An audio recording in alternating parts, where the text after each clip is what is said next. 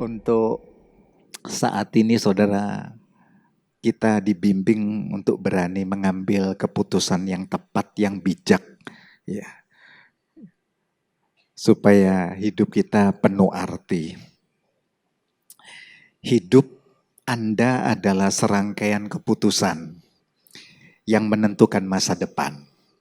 Apalagi masa pandemi sudah akan berubah endemi dan akan semakin surut dan normal biasa, tentu saudara mesti punya strategi, langkah-langkah jitu untuk merumuskan begitu ya, jangan sampai terlambat. Sebab keputusan yang tepat mentransformasi hidup Anda hingga berdampak bagi keturunan, bagi ekonomi, status, bahkan keselamatan hidup Anda. Jadi keputusan yang tepat itu nanti mentransformasi, punya nilai-nilai value perubahan kehidupan. Impact-nya itu bisa sampai kepada orang terdekat di keluarga, anak-anak kita, keturunan kita, sampai ekonomi, status, bahkan keselamatan kita. Keputusan yang bijak menentukan tujuan hidup. Keputusan bijak, berhikmat, keputusan berjalan bersama pikiran Allah, firman Allah, itu punya pantauan ke depan untuk bisa punya visi ilahi, tujuan hidup ilahi begitu. Dan masa depan Anda yang berarti. Namun keputusan yang ditunda-tunda, pelaksanaannya berakibat kehilangan banyak hal, saudara. Kesempatan bisa hilang, waktu bisa hilang, ya yang tidak terulang, dana bisa hilang, bisa bertambah umur dan bertambah dana untuk keluar yang sia-sia begitu, yang tidak mencapai tujuan. Bahkan kesaksian transformasi kualitas kehidupan pun bisa stuck begitu saudara. Karena itu penting, sekalipun kita punya keputusan sudah bijak dan tepat, tapi pelaksanaannya yang tertunda-tunda, itu nanti fatal buat kita. Kehilangan kesempatan-kesempatan yang Allah sebenarnya menunggu. Ya, untuk follow through-nya di kesempatan itu begitu. Untuk klik begitu segera pintu-pintu dibukakan. Namun keputusan bijak dan tindakan berhikmat akan hasilkan pencapaian tujuan yang berarti. Keputusan bijak lalu tindakan perlu berhikmat. Ya, penataan berpikir punya strategi ilahi begitu. Sampai ya merumuskan teamwork-nya dengan tepat begitu akan hasilkan pencapaian-pencapaian yang berarti. Mari kita belajar pagi ini 4 keputusan iman yang berarti bagi kehidupan. Ada tokoh Nikodemus, semua ini sudah diskedulkan lalu kita bisa ngimprove pengembangannya begitu.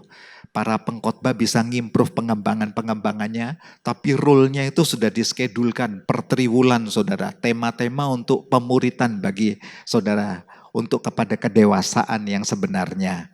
Lalu kita belajar dari Rasul Paulus, Abraham, dan pribadi Anda. 4 keputusan. Mari kita berjalan dari kisah perjalanan Nikodemus bertemu dengan Yesus. Yohanes pasal 3 ayat 1 sampai 21. Inti dari cerita yang panjang ini, pertemuan malam hari, seorang Nikodemus ahli Farisi yang senang dengan penelitian kitab-kitab, gulungan kitab-kitab, naskah-naskah dari perjanjian lama sampai baru, ya, apalagi dia duduk di mahkamah agama Yahudi. Sementara berseberangan dengan paham Kristus, dia meneliti aturan-aturannya. Sekarang dia bertemu dengan Yesus, Rabi yang diteladani, yang transparan kebenarannya, yang nyata. Keajaiban Allah ada atasnya, kebenaran hikmat Allah ada atasnya, jalan kebenaran dan hidup ada di depannya. Jadi dia bergulat yang selama ini besar dengan kekuatan aturan-aturan Taurat yang begitu detail, datang kepada Yesus malam itu. Rabi, aku mendengar engkau seorang rabi, guru yang diteladani dan mampu mengajar dan berbuat banyak mujizat. Aku mau tanya ceritanya, bagaimana seorang bisa dilahirkan kembali supaya punya kerajaan sorga? Inti beritanya itu di situ saudara. Berat, perkataan ini berat untuk Nikodemus, sebab dia peneliti. Taurat sampai begitu detil-detilnya, begitu sampai perumusan mau hukum sabatnya, etika hari-hari kehidupan, pola makannya, korban-korban di bait Allah, semua sejarah perjalanan nenek moyang bangsa Israel, ya kota-kota, wah semua dalam penelitian. Nabi-nabi pun dalam penelitian berita-beritanya, tapi tidak ketemu esensi beritanya. Begitu, bahwa Yesus sudah datang ada di tengah mereka itu nggak ketemu. Hanya meneliti aturan terus saudara. Lalu jadi legalis itu kan di sini. Karena itu dia bingung, datang ke stagnasi. Bosen, boring kehidupannya. Gimana Rabi? Ya, supaya bisa dilahirkan baru dan punya kerajaan sorga itu gimana ceritanya? Saudara perlu dipahami ini Yesus habis berbuat mujizat di perjamuan kawin di Kana, Yohanes pasal 2. Lalu berjalan ke Kapernaum beberapa hari bersama murid-murid dan saudaranya. Lalu masuk ke bait Allah pada hari Sabat untuk mengajar dan membersihkan bait Allah dari orang-orang yang berjual beli lembu, domba, kambing yang dijual belikan untuk korban di sana. Yesus berkata, rumahku adalah rumah doa, tapi kamu buat jadi sarang penyamun. Gak lama lalu ketemu Nikodemus. Jadi Nikodemus ini memantau tahu. Karena itu dia datang sudah ngomong, Rabi, aku tahu kamu bisa buat mujizat. Perjamuan kawin di Kana sebelumnya. Jadi ngikuti benar. Farisi itu matanya tajam begitu untuk mengikuti. Simple ceritanya Yesus menerangkan secara praktis, kamu perlu pertobatan. Perubahan pola pikirmu dari yang aturan, ketemu sekarang rema yang sebenarnya. Dari logos aturan yang mati, kamu percaya dengan firman. Dari mana datangnya iman? Dari firman, atau Roma 10:17. Mendengar firman, datanglah iman, dikerjakan oleh firman. Lalu Roma 14-nya alat yang sama 17, Roma 10 ayat 17 mengenai iman, Roma 14 ayat 17, begitu saudara menerima firman akan terjadi yang diterangkan Yesus ini. Satu kebenaran yang memerdekakan, satu kesukaan di dalam roh Tuhan, karena roh Allah ikut bekerja untuk keselamatan kita, bukan? Ya. Mentransformasi kehidupan, dikuburkan hidup kedagingan yang lama, hidup baru di dalam anugerah dan terjadi pembaharuan oleh Roh Kudus. Jadi kamu harus dilahirkan dari firman dan roh. Ya. Wah, itu satu pukulan yang gak ngerti aku ini Tuhan. Ini maksudnya apa? Aku sudah setua ini masa aku harus kembali ke rahim ibuku dan aku keluar loh. Kalau belajar aturan saja tanpa transformasi kehidupan di sini stucknya saudara. Gak ngerti esensi beritanya. Padahal yang dipelajari Taurat. Tapi esensi beritanya sampai penggenapan dari para nabinya gak bisa baca itu. Dibutakan itu. Roh Tuhan perlu di sini. Sebab Roh Kudus adalah roh kebenaran bukan? Roh Kudus roh kehidupan. Roh Kudus roh hikmat menuntun kepada seluruh kebenaran. Roh Kudus mentransformasi untuk orang dilahirkan baru. Karena itu Yesus berkata kepada seorang ahli Taurat yang meneliti siang dan malam aturan-aturan saja, bermain di aturan sejarah-sejarah, naskah-naskah lama. Yesus berkata kamu perlu dilahirkan dari air dan roh, dari firman dan roh. Dengar itu firman, percayai biar firman itu bekerja, lalu terjadi transformasi oleh Roh Kudus. Latar belakang Nikodemus ini perlu seperti ini saudara. Nikodemus itu seorang Farisi kaum elit pemuka agama eksklusif Yahudi. Hidupnya kaum Farisi itu terpisah dari masyarakat umum, betul-betul eksklusif. Cara busananya detail. Ada busana untuk sehari-hari, ada busana untuk upacara-upacara keagamaan. Begitu detail, sampai ada hitungan-hitungannya. Ada kotak yang ditaruh di dahi, ada kotak yang ditaruh untuk diingat ayat-ayat. Punya pelambang-pelambang di pintu rumah dan seterusnya saudara. Begitu detail penuh dengan aturan. Sampai cuci kaki di depan rumah ada, begitu saudara. Ya, begitu detail.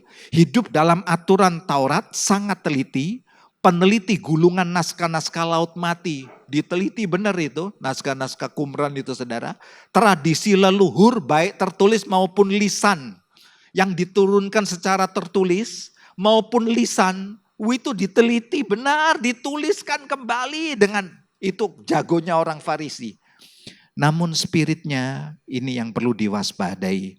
penegak hukum Taurat, aturan-aturan yang begitu ekstrim dengan spirit penghakiman lalu menghukum. Ini yang tidak balance, yang Yesus mau sentuh di sini. Bahwa Yesus datang untuk menggenapi Taurat, tidak membuang Taurat. Karena melalui Taurat kita tahu, jangan berzina, jangan mencuri gitu. Kuduskan hari Sabat, jangan memiliki milik. Siapa yang mampu? Sebab cacat satu gugur semuanya. Taurat begitu saudara. Belum nanti yang keras loh, mata ganti mata, gigi ganti gigi. Keras loh itu saudara, penghukuman. Melalui Taurat kita dibedah untuk tahu dosa, keberadaan, cikal bakal kita, akar-akar kita. Tapi Yesus datang karena manusia tak mampu genapi itu. Yesus datang genapi supaya kutuk Taurat tidak turun kepada kita, dipikul oleh Yesus. Karena itu hanya Yesus yang berkata, aku jalan, akulah kebenaran yang memerdekakan kamu dan akulah kehidupan. Nah Nikodemus disentuh di sini saudara. Termasuk buat kita. Ya, supaya balance. Sebenarnya Taurat itu kalau diringkas hanya menjadi dua. Kasihilah Tuhan Allahmu dengan bulat hatimu, bulat jiwamu, bulat kekuatanmu. Dan kasihilah sesamamu. Yang di sini yang berat menurut orang Farisi. Karena hidup dengan aturan-aturan tidak balance. Ketemu perempuan berzina, hukum rajam batu sampai mati. Gitu isinya. Ketemu janda miskin yang berkorban yang kecil 2 peser, itu 2.000 rupiah. Uang parkir itu saudara. Farisi bisa berlagu itu, maju paling depan, keracak, uang dengan logo mata kaisar itu, keracak, lalu dia tumpahkan di peti, klotok gini. Bisa begitu itu Farisi. Lalu mencibir, itu seni Farisi saudara. Itu yang Yesus lihat, kamu nampaknya hebat untuk aturan-aturan ritual, keagamaanmu, tapi itu tidak esensi hatimu menyentuh dengan hatinya Tuhan. Itu yang disentuh sama Yesus. Nah, kaum Farisi lebih jauh di sini supaya kita tahu latar belakangnya, saudara. Farisi itu adalah perkembangan dari komunitas Hasidim. Kelompok elitnya Yahudi yang berpengaruh di bidang politik, sosial, masyarakat, etika, agamanya Yahudi. Hasidim. Ya, yang muncul pada pertengahan abad kedua sebelum Masehi, seputar 140-150 sebelum Masehi. Mereka menentang kebijaksanaan Helenisasi terhadap masyarakat Yahudi oleh penguasa asing. Jadi ini elit benar yang mempertahankan kekuatan sejarah, Taurat sejarah perjalanan Israel ke Yahudian. Judaismenya itu kuat sekali. Jadi tidak mau diganggu, digoyangkan dengan budaya Helenis. Dengan para filsuf-filsuf Yunani yang ikut menggarami pemerintahan Rom pada waktu itu, Roma. Yang sedang menjajah Timur Tengah pada waktu itu termasuk di mana mereka hidup. Mereka tahu, ya, mereka memahami, belajar budaya Helenis Yunani kan tidak asing buat kita filsuf-filsuf yang terkenal tuh saudara, Sokrates, Plato, Aristoteles, Anaximenes, ya, lalu Pitagoras, Hippocrates itu filsafat-filsafat orang Yunani. Enggak mau mereka. Itu filsafat manusia belia, biasa itu. Bicara mengenai kekuatan Taurat begitu, wah jago. Karena itu tidak mau digarami budaya. Nah mereka yang mempertahankan, dibelani untuk sampai perang dan kematian saudara. Perang Makabe salah satunya ya, mereka ikut terlibat. Jadi mereka bisa perang dengan kekuatan begitu untuk membela Yudaismenya, agamanya. Nah kalau mau tahu Hasidim itu benar-benar ada, sebenarnya itu nama lainnya dinasti Hasmonean, ini latar belakangnya. Jadi orang-orang Farisi itu berangkat cikal bakalnya itu dari dinasti ini saudara. Itu dari apa yang dipakai penuh makna semua, penuh aturan semua, sampai yang dipakai ya di sini mata-mata itu semua punya arti, semua itu batu-batuan di sini. Yang di lengannya, yang di jubahnya, di rumbai-rumbainya itu punya arti semua. Sampai seperti itu detailnya. Itu ada gambar di pojok kanan itu saudara sedikit kecil. Itu gambarnya Herodes Agung. Lupa apa kaitannya Herodes Agung dengan kaum Hasidim. Perlu dipahami Herodes Agung tidak menikah hanya dengan 1-2 orang. 10 orang istrinya. Salah satu yang diambil istri keduanya adalah dari kaum Hasidim, Maryam. Itu pernikahan politik saudara. Untuk bisa membaca kekuatan Farisi. kaum elit politiknya Yahudi, ya dengan strategi-strateginya diambil orang berpengaruh di kaum Hasidim, dikawininya jadi istrinya. Itu perkawinan politik. Oleh Herodes Agung yang membantai bayi di bawah 2 tahun ke bawah waktu mendengar berita kelahiran Yesus, ya itu orangnya. Perintahkan ya, kebakaran jenggot dia. Kok ada? Bukankah saya yang bertahta di sini? Yudea milik saya. Ya, kok ada di tengah penjajahan lahir di kota kecil Bethlehem lagi, di desa lagi. Katanya dia Raja Israel. Apa-apaan ini? Bantai semua, pengawal, bantai semua. Bayi di bawah 2 tahun. Itu pernikahannya pernikahan politik untuk cari berita. Ternyata istrinya pun kaum Farisi pun tidak bisa membaca berita itu. Itu keajaiban ya, meneliti aturan tapi belum tentu menerima pencerahan dan pewahyuan ilahi. Yang dicelikkan malah siapa? Raja dari Persia orang Majus datang ke kandang hina Bethlehem. Sampai kaget itu Herodes. Loh, kok Hasidim, Farisi bisa enggak tahu, Saduki enggak tahu, kaum Eseni enggak tahu, Herodiani, orang-orang elit politik itu, orang-orang Yahudi, kok Anda enggak tahu? Terus bilanglah Herodes sama orang Majus, kasih tahu ya kalau kamu sudah ketemu bayi itu di kandang manda, arahnya mana? Mau dibunuh. Ya. Tapi Allah berfirman kepada orang Majus, pulang lewat jalan putar yang berbeda. Kebakaran jenggot, bunuh. Ditunggu-tunggu kok enggak datang-datang orang Majus untuk lapor. Bunuh bayi-bayi di bawah 2 tahun. Nah itu ceritanya saudara. Lanjut kita lihat. Menarik bukan ya? Jadi ini pergumulan yang panjang. Apakah Nikodemus enggak tahu berita kelahiran lewat itu? Peneliti saudara, itu kaum elit politik. Di lapangan dia baca semua. Kok mendengar? Raja dari timur Persia bisa datang bawa persembahan emas, kemenyan dan mur. Itu persembahan untuk upeti raja-raja itu saudara. Bagaimana mungkin kok kami enggak tahu? Bergulat itu hatinya. Bergulat. Buahnya betul-betul keputusan iman. Apa yang diomong Yesus. Ternyata ini penggenapannya. Ini keputusan imannya. Keputusan iman Nikodemus terjadi transformasi. Terbukti saat penguburan Yesus. Setelah Yesus disalib.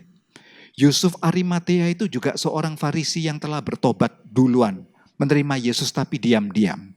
Bersama Nikodemus, keduanya ini anggota mahkamah Yahudi. Sanhedrin, Farisi di dalamnya. Datang pada Pilatus. Minta izin untuk turunkan mayat Yesus. Mengapani kain lenan. Membubuhinya dengan rempah-rempah menurut adat Yahudi. Keren itu saudara. Ini bukti perpalingan dan hatinya berbalik. Sebabnya seorang Farisi atau seorang orang elit yang hidup dengan tradisi Farisi yang keras, imam-imam begitu. Aturan Tauratnya nggak boleh sentuhan sama mayat. Ini sudah transformasi kehidupan, kena itu sudah hatinya. Jadi sudah ikhlas itu sampai nanti Farisi kaum elitnya akan kucilkan dia. Itu harga dibayar ya, tapi satu kehormatan. Imam itu dilarang dekat dengan mayat, itu Imamat pasal 21. Nasir, orang-orang khusus bagi Tuhan, dilarang dekat dengan mayat, sentuhan mayat tidak bisa. Kalau dekat atau sentuhan mayat harus meninggalkan kemah suci. Orang Farisi kan kerjanya di seputar bait Allah saudara. Najis 7 hari lamanya, harus persembahkan korban penghapus dosa, baru diterima kembali. Ketatnya kayak begini loh Taurat itu aturan. Masih ada aturan detailnya dalam Talmud dan Mishnah. Wah, rabi rinci, bulat saudara. Kalau enggak disentuh anugerah Tuhan, sungguh pusing kepala nuruti aturan-aturan agama itu. Wah, ya. Aturan yang masih hari ini begitu detail dipelihara itu aturan orang Yahudi yang paling ribet. Ya. Ya. Jadi transformasi bukan? Benar-benar ada perubahan dan perjumpaan pribadi dengan Kristus itu terjadi keintiman. Tidak cukup saudara menjadi Kristen tradisi. Ayah ibuku seorang Kristen di gereja A, gereja B, silakan begitu. Tapi harus perjumpaan pribadimu dengan Kristus. Bukan aturan agama sebatas itu, bukan. Harus jumpa hati ke hati. Ya, diciptakan baru. Nikodemus akhirnya ini buahnya lebih jauh lagi. Saudara lihat, memang terjadi transformasi. Menurunkan mayat Yesus toh, kapani kain lenan, bumbui dengan rempah-rempah menurut adat Yahudi. Nikodemus nggak main-main loh. Membawa campuran minyak mur. Jadi dia pernah dengar Raja Persia bawa minyak mur untuk datang di kandang Bethlehem bayi Yesus. Dengar itu semua terpantau saudara. Dan minyak gaharu. Saudara tahu beratnya berapa? 50 kati beratnya. 50 kati itu simple ringkesnya. Kalau dikilokan jadi 30 kilo. Kalau diliterkan jadi 39 liter minyak. Campuran mur, murni dan gaharu murni. Saudara perlu paham yang sejati itu mahal. Narwastu sejati. Yang saudara ingat perempuan yang mengurapi kaki Yesus. Yang dijauhkan 7 roh jahat dari hidupnya yang penuh perzinahan lalu sadar. Dia mengurapi kasih Yesus lalu menyekanya dengan air mata. Ya dengan rambutnya dan air matanya karena pengampunan Kristus. Itu harganya 360 dinar. Upah kerja 1 tahun untuk beli minyak narwastu jati yang kecil sebotol itu saja. Mur jauh di atas itu. Karena mumi-mumi Mesir itu dibalsemi dengan minyak mur juga. Minyak gaharu juga ada di sana saudara. Minyak gaharu juga mahal yang sejati. Untuk 1 liter minyak gaharu membutuhkan 1 ton kayu gaharu yang diperes jadi hanya 1 liter. Itu kalau yang sejati permisi ya, harganya ngeri. Harganya yang 1 liter. Jadi yang sejati ya kan banyak negara tentu berbeda nilai mata uang dan seterusnya. Banyak kadarnya yang beragam begitu. Tapi yang sejati di Timur Tengah sangat mahal harganya. 1 liter itu bisa mengerikan, jumlahnya bisa beratus juta 1 liter. Ya, itu kalau 50 kati atau 39 liter ya miliaran itu saudara. Bukan uang kecil. Seorang Farisi yang mengalami transformasi dan untuk mayat Yesus membumbuinya dengan rempah-rempah yang berharga miliaran. Kalau saudara ditanya untuk resepsi mau miliaran untuk mengangkat satu gengsi diri oke-oke bukan? Ya toh, apalagi didatangi para selebritis di acara resepsi pernikahan itu. Para pejabat tinggi, wow kan gitu ya. Bos-bos properti, pialang saham dan lain-lain, wow kan begitu. Tapi untuk kematian, mau korban uang miliaran. Lepas toh yang begini, tapi Nikodemus melakukan itu. Keren bukan? Ini Farisi loh saudara. Yang tahu janda miskin korban uang parkir 2 peser 2.000 rupiah itu aja. Ya diurusin kok, diusilin kok. Ya, apalagi uang miliaran gak diusilin. Tapi itu dikorbankan untuk mayat Yesus. Saya senang dengan kesaksian transparan ini. Sebab berita yang didengungkan pada waktu itu andai kata murid-murid Yesus yang menurunkan mayat Yesus. Nanti beritanya akan beredar, gak bangkit, dicuri murid-muridnya. Selesai. Tapi Farisi yang berseberangan pengajaran, berseberangan dianggap sekte itu. Yesus itu dianggap, kamu mengusir setan dengan rohnya Baalzebul. Roh Baalzebul itu roh binatang, lalat pikat Mesir itu saudara. Dewa Baalnya Mesir itu. Berseberangan. Jadi, wah. Orang ini yang datang ke Pontius Pilatus, kami mau turunkan mayat Yesus. Kami yang bumbui, sebab tradisi Yahudi seperti ini. Gimana itu saudara, Farisi bisa melakukan ini? Jadi tidak ada alasan untuk bicara mayat Yesus dicuri sehingga tidak ada kebangkitan. Terbukti waktu Yesus bangkit juga menampakkan diri kok. 40 hari 40 malam loh. Bukan misterius sumpah pocong, si manis jembatan Ancol hilang-hilang begitu saudara. Muncul ciluk kayak guling disarungi putih-putih. Ya jadi-jadian, pret itu saudara pret. Ya gak masuk hitungan yang begitu. Sudah 40 hari 40 malam menampakkan dan minta diraba. Ini bekas lukaku. Getar enggak yang begini? Dan waktu bangkit transparan, naik di atas bukit Zaitun dengan tangan terkedang memberkati. Malaikat mendeklarasikan, wahai engkau orang-orang Galilea yang melihat Yesus yang terangkat ini, dia akan datang dengan cara yang sama. Wow. Benar-benar transparan bukan? Ya ini Yesus yang kita percayai. Lalu benih ini apa? Selesai begitu.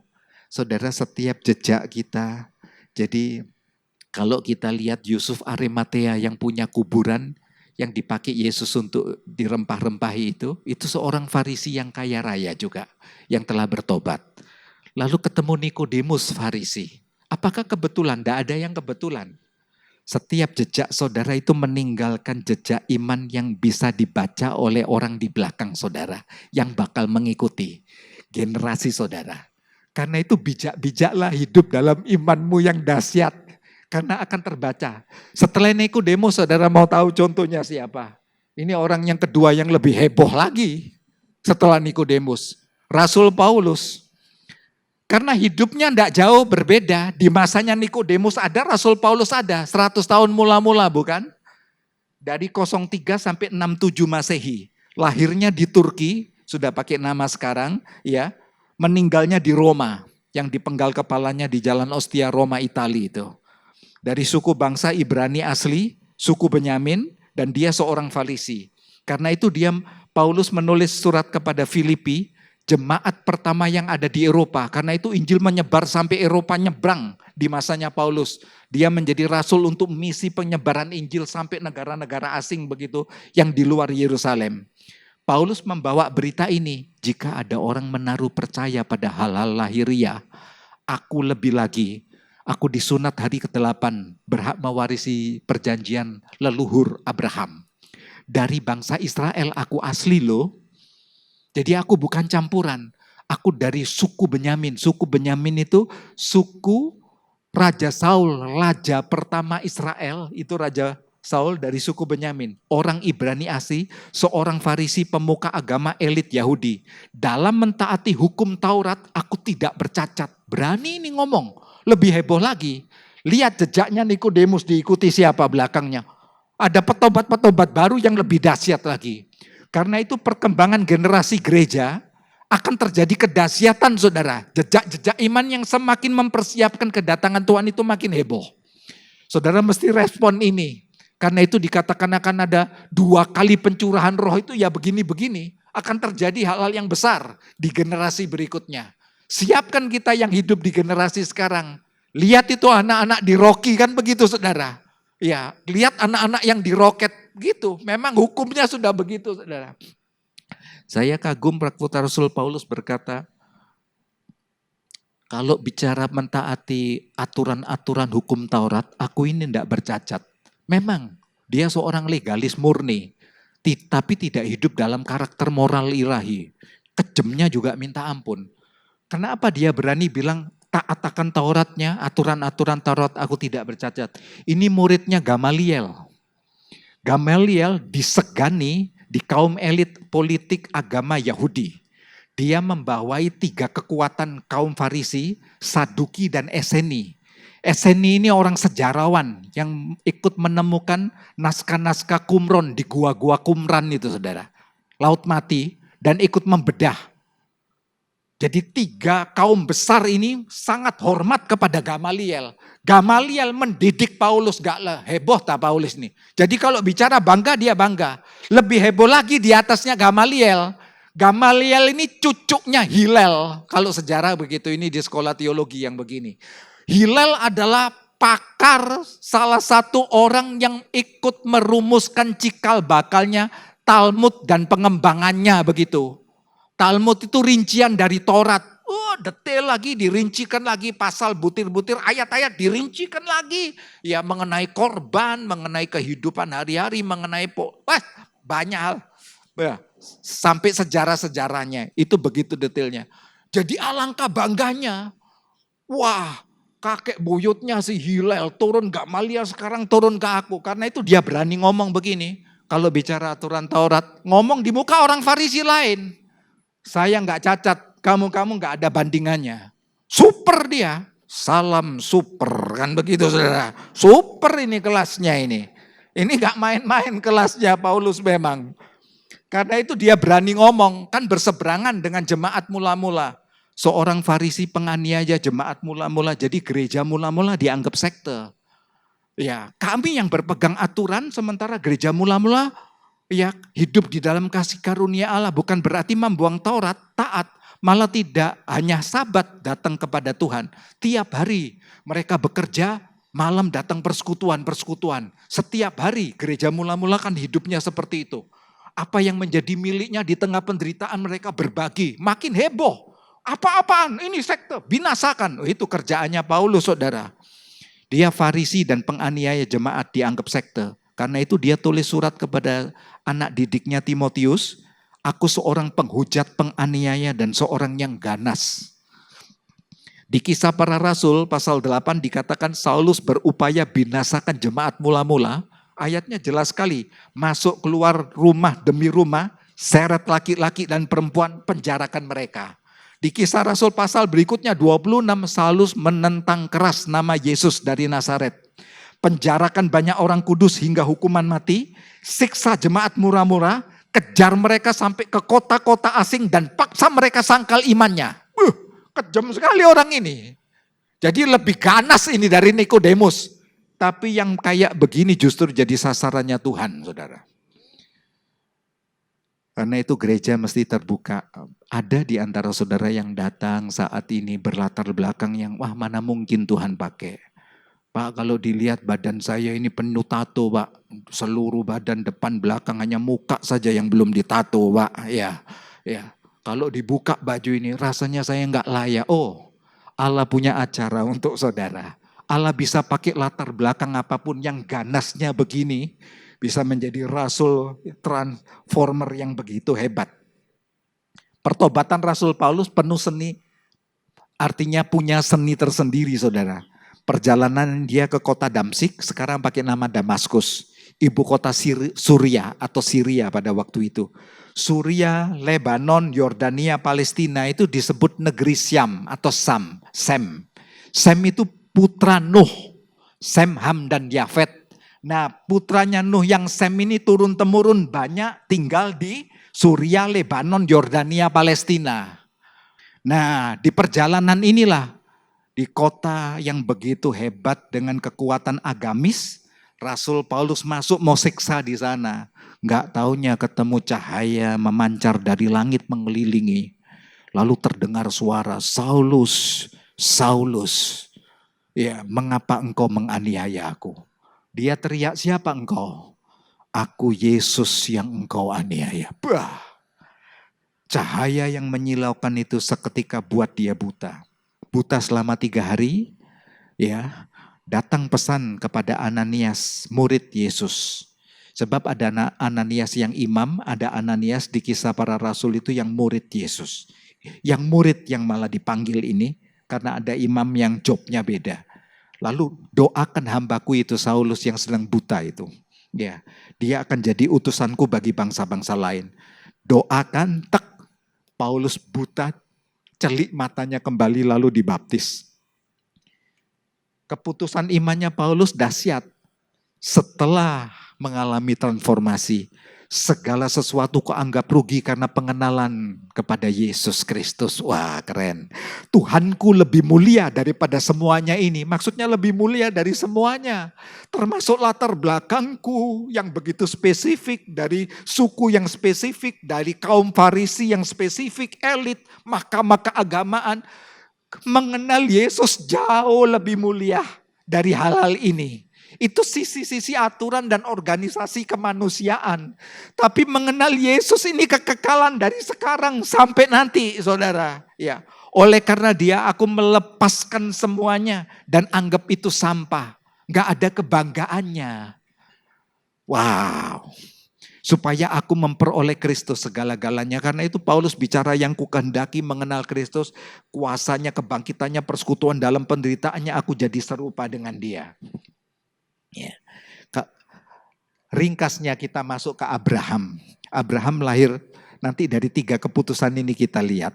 Abraham lahir 2000 sampai 1825 sebelum Masehi. Jadi umurnya 175 tahun. Lahir di Ur-Kasdim. Sekarang wilayah Ur-Kasdim itu daerah Irak. Ya, saudara. Meninggalnya di Hebron sekitar 30 kilo selatan dari Yerusalem. Dia statusnya leluhur bangsa Israel. Allah berfirman, tinggalkan Urs-Kasdim, keluarga ayahmu, sanak familimu, segala kampung halamanmu. Wah, dalam zona nyaman, menjadi musafir, berangkat ke negeri Kanaan. Satu hal yang berat. Ya, kehilangan segala-galanya, dan dia berangkat tanpa tahu arah yang jelas. Step by step dituntunnya Tuhan. Yang menggembirakan saudara, proses ini penantian sampai 25 tahunan baru lahir anaknya Ishak, anak perjanjian. Lalu berkembang biak dari Ishak Yakub 12 suku. Lalu jadilah Israel beranak pinak yang begitu banyak itu saudara. Ya, ini pergumulan yang panjang. Singkat ceritanya, tapi datang keputusan iman di tengah-tengah pergumulan yang panjang itu ini. Sekalipun tidak ada dasar berharap, karena dia telah tua bukan? Namun Abraham berharap juga. Jangan pernah berhenti berharap kalau belum tercapai. Doamu belum dijawab, sabar dan percaya. Tuhan menjadi bapak, kamu akan menjadi bapak banyak bangsa menurut yang telah difirmankan. Iman Abraham tidak menjadi lemah walaupun tubuhnya menjadi sangat lemah. Usianya waktu itu mendekati 100 tahun, 9 sampai 100. Rahim Sarah telah tertutup, seakan-akan sudah hopeless, tidak ada harap. Terhadap janji Allah ia tidak bimbang, makin kokoh dalam iman, memuliakan Allah dengan penuh keyakinan bahwa Allah berkuasa lakukan apa yang telah dijanjikan. Hal ini diperhitungkan Allah justifikasi. Jadi Allah yang menjustifikasi. Kamu saya nyatakan sebagai orang yang benar. Karena akulah jalan kebenaran dan kehidupan bukan? Kamu benar Abraham. Apa yang lama pergumulanmu termasuk hal-hal yang negatif, cuci bersih, menerima kasih karunia Allah. Sekarang kita masuk yang poin terakhir, kurikulum sekolah kehidupan. Dari keputusan iman, ketiga kawan kita ini, saudara tokoh iman ini berjalan bersama ketaatan bukan? Jadi iman itu tidak akan nol, zero. Iman itu hidup karena ketaatan hidup. Jadi segala sesuatu yang diciptakan di dalam, melalui, oleh, dan untuk firman. Jadi iman yang datangnya dari kuasa firman itu akan berjalan bersama nafas ketaatan firman. Dua itu berjalan, kalau tidak ya gong gemerincing bukan? Sebab firman adalah cahaya hikmat jalan kehidupan. Firman mendidik kebenaran, menyatakan kesalahan, perbaiki kelakuan. Firman perisai pelindung keselamatan dan kutuk dosa dan iblis. Ini yang mendatangkan transformasi kehidupan, identitas dan hidup baru di dalam saudara. Kalau kita masuk berikutnya, transformasi identitas, kena sekarang kesimpulannya. Nikodemus yang tadinya skeptis, penuh ketidakpastian, hanya taat aturan agama, tapi nggak tahu ini ke arah mana, buta. Tidak menjadi rema, logos yang mati. Tidak dicelikkan oleh roh untuk menyingkapkan itu, nggak bisa baca tujuan ilahi. Ya, sampai kedatangan Yesus di Bethlehem pun mereka tidak tahu hal itu bukan? Yang tidak pasti, curiga penuh dengan tanda tanya, menjadi manusia yang penuh iman. Rasul Paulus sinis, penuh kebencian, marah, dendam, habisi itu kekristenan. Lalu menjadi manusia yang penuh kasih pengorbanan. Abraham yang apatis, tidak berdaya, putus asa, rasa kecewa, Tuhan tidak genapi ini. Ya, rasa hidup tidak berarti, ternyata menjadi manusia yang penuh pengharapan.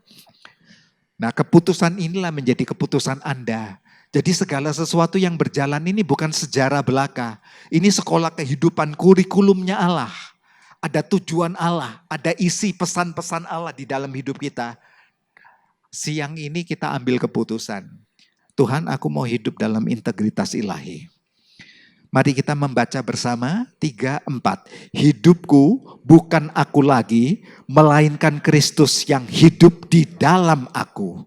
Dan hidupku yang sekarang di dalam daging ini adalah hidup oleh iman dalam Yesus Kristus yang telah mengasihi aku dan menyerahkan dirinya untuk aku.